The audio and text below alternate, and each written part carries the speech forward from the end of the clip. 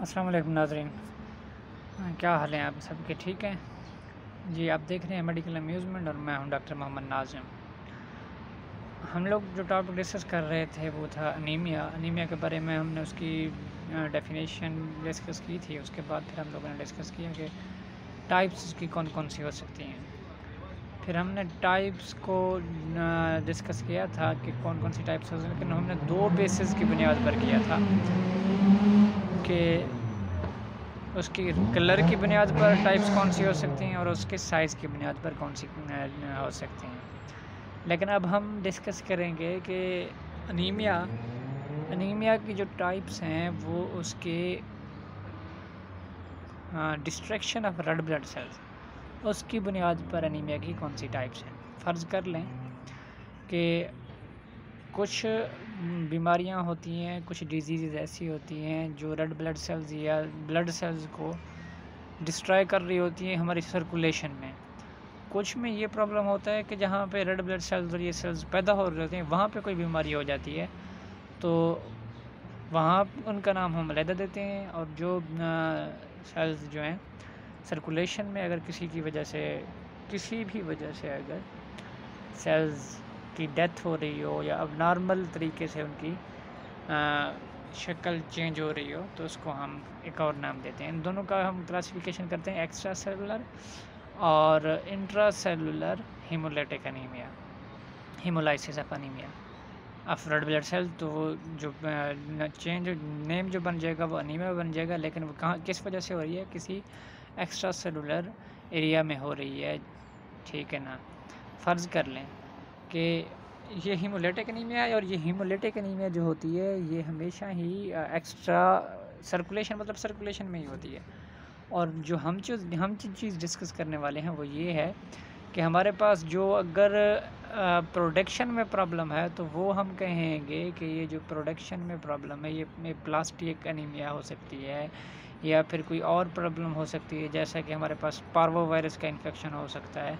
ये सारी वो हैं जो उनकी प्रोडक्शन में प्रॉब्लम, बोन मैरो का कोई मसला हो सकता है, ये जो है ना प्रोडक्शन में प्रॉब्लम क्रिएट कर रही होंगी। और जो हैं हमारी सेल्स की कोई बीमारी हो गई है, सर्कुलेशन में वो डिस्ट्रॉय कर रही है, तो ये क्या होगी कि हमारी सर्कुलेशन की प्रॉब्लम होगी। तो हम रेड ब्लड सेल्स की बुनियाद पर भी एनीमिया को डिफरेंशिएट करते हैं। जैसा कि कुछ ऐसी एनीमियाज़ होती हैं जो रेड ब्लड सेल्स की मेम्ब्रेन के डिफेक्ट की वजह से पैदा हो रही होती हैं। कुछ ऐसी भी एनीमियाज़ होती हैं जो रेड ब्लड सेल्स के अंदर जो एंजाइम्स होते हैं उनकी डेफिशिएंसी की वजह से हो रही होती हैं।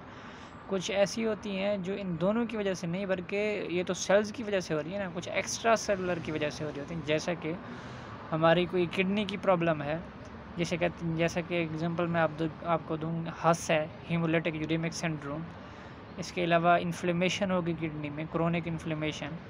तो ये होगी वो एनीमियाज़ जो रेड ब्लड सेल्स नॉर्मल है लेकिन बाहर का कोई इफ़ेक्ट उन पे हो रहा है, जिसकी वजह से क्या हो रहा है कि एनीमिया हो रहा है। लेकिन अगर प्रॉब्लम हो रही है मेम्ब्रेन की, रेड ब्लड सेल्स की मेम्ब्रेन की या एंजाइम्स की, तो ये रेड ब्लड सेल्स की अपनी प्रॉब्लम हो रही है।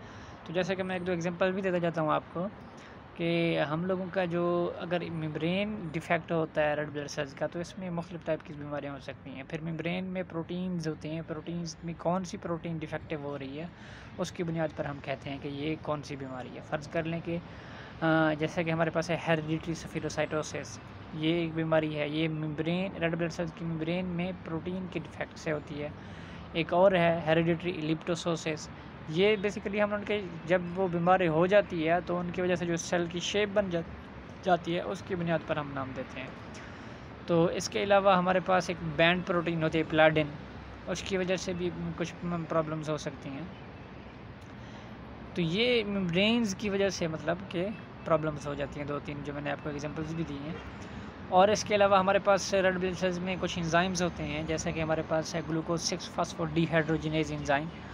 अगर इस एंजाइम की डेफिशिएंसी हो जाए तो भी ये रेड ब्लड सेल जो है डिस्ट्रॉय हो जाएगा और अनीमिया काज करेगा।